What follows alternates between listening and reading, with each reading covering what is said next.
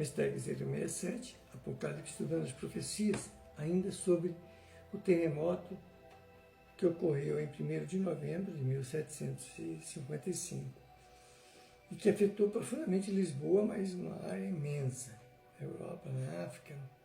Bom, vamos lá.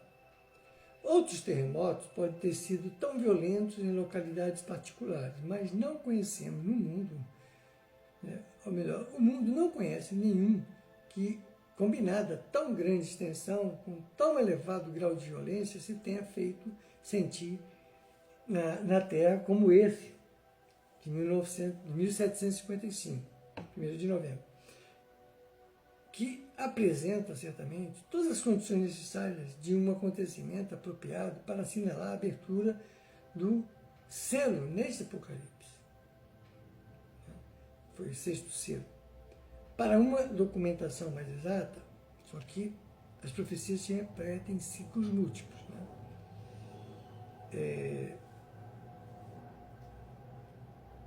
Então vamos lá. Que apresenta certamente todas as condições necessárias de um acontecimento apropriado para assinalar a abertura do selo nesse Apocalipse. Para uma documentação mais exata sobre o grande abalo, o chamado terremoto de Lisboa, a mais documentada obra escrita que nós conhecemos até o presente abre aspas, o terremoto de 1º de novembro de 1755 em Portugal, num estudo demográfico em 3 volumes, Lisboa, 1919-1928, por Francisco Luiz Pereira de Souza. Quem quiser ter mais detalhes sobre esse terremoto, está ali, nessa obra.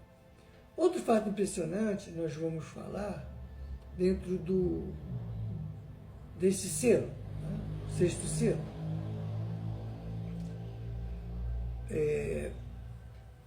O escurecimento do Sol. O Sol se torna negro como sacos de silício. Isto é muito importante isso aqui. Viu? Vocês vão ver que essa coisa extraordinária, mas talvez, mais talvez até do que o de terremoto de Lisboa. Depende de como encarar os dois fenômenos. Ninguém tem o dever, como se supõe, de desprezar as profecias, principalmente o Apocalipse. Ainda há cristãos que supõem ser uma heresia interpretar o Apocalipse, pois se a igreja não faz, ou não fez, ninguém pode falar do Apocalipse. Isso é uma profanação. Mozart Monteiro, um advogado do século passado, jornalista, escritor brasileiro, ele fez uma declaração muito interessante, na época dele,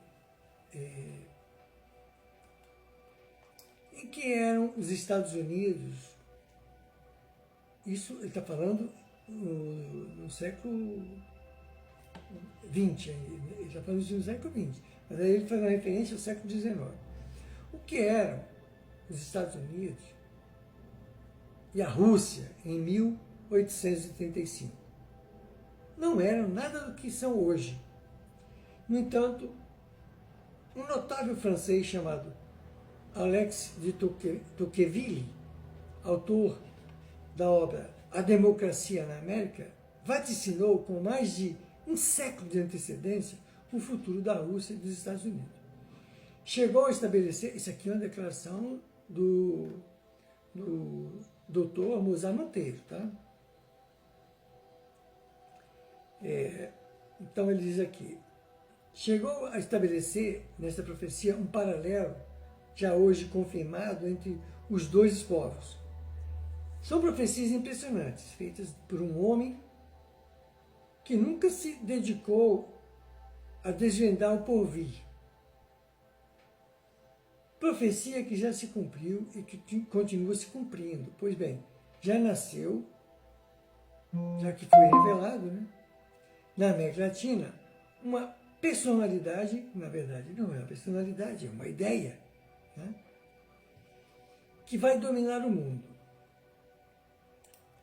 Esta revelação profética é de um astrólogo chamado Edward Lindoy, considerado o maior astrólogo moderno da época, vaticinou perfeitamente a invasão da Rússia por Hitler, a queda do nazismo e do fascismo, como Nostradamus lindo e previu a queda do comunismo no mundo. Mas, antes disso, informa que os vermelhos, né, vão dominar a Inglaterra, a França, a Itália e outros países, como nós estamos vendo aí, né? Tá já com sinal de finalização, mas ainda estão aí. Quem pensa que vai derrotar o comunismo com campanha de jornal, né, acredita ainda estar no tempo das crianças que acreditam em Papai Noel. Ele ainda vai dar muito trabalho, como está dando aí, né? E vai dominar grandes nações. E vai fazer uma reviravolta na ordem estabelecida. Vai dominar grandes nações e fazer um estrago solene. Quem quiser, está bem apercebido, não despreze as profecias. O comunismo vai dominar nações poderosas, como a gente está vendo aí, né? Ele dizia isso naquele tempo, né? Que a China não era também aquilo que é hoje. Ninguém vai evitar a Terceira Guerra Mundial. Ela vai estar aqui mesmo. E neste Apocalipse, está todo mundo dormindo de touca aí. Mas quando não, e nada disso, o Brasil vai ter um governo comunista também, como estamos tendo aí, né? Ele já profetizava isso, né, naquela época. Então vimos perfeitamente que a seguir ao termómetro virá o Sol. O Sol se tornou negro como um saco de silício. Pois bem, esta parte da predição também se cumpriu lá naquela época. E, infelizmente, as profecias se repetem, né?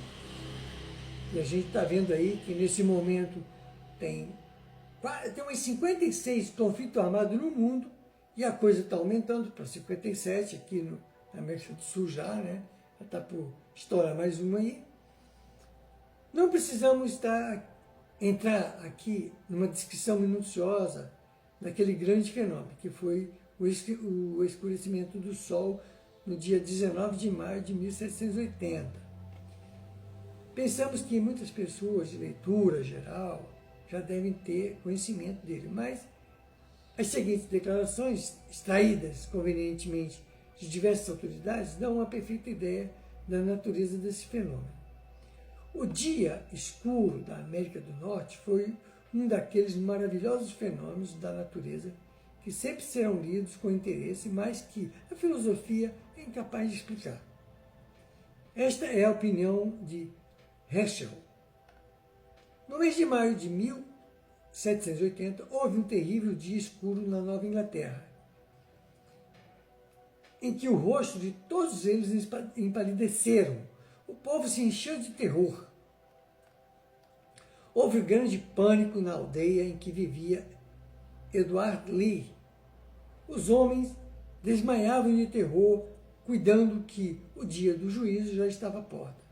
E a multidão se apinhava em torno do santo homem que passou aquelas horas lúgubres em preces ardentes a favor da multidão apavorada. Em muitas casas se acenderam luzes, os pássaros calaram e desapareceram, as galinhas se retiraram para os seus puleiros. Tudo era apavorante. Era a opinião geral de que estavam realmente às portas do dia do juízo. A escuridão era tamanha que levou os lavradores a abandonarem o trabalho no campo e a se retirarem desabaladamente para suas casas. Eram necessárias luzes para as transações comerciais dentro de casa. As trevas continuavam durante todo o dia. Os galos cantavam como na hora do alvorecer. Tudo tinha a aparência e obscuridade da noite. Continuaremos na próxima hashtag sobre esse relato de Herschel, que ocorreu na Nova Escócia, né?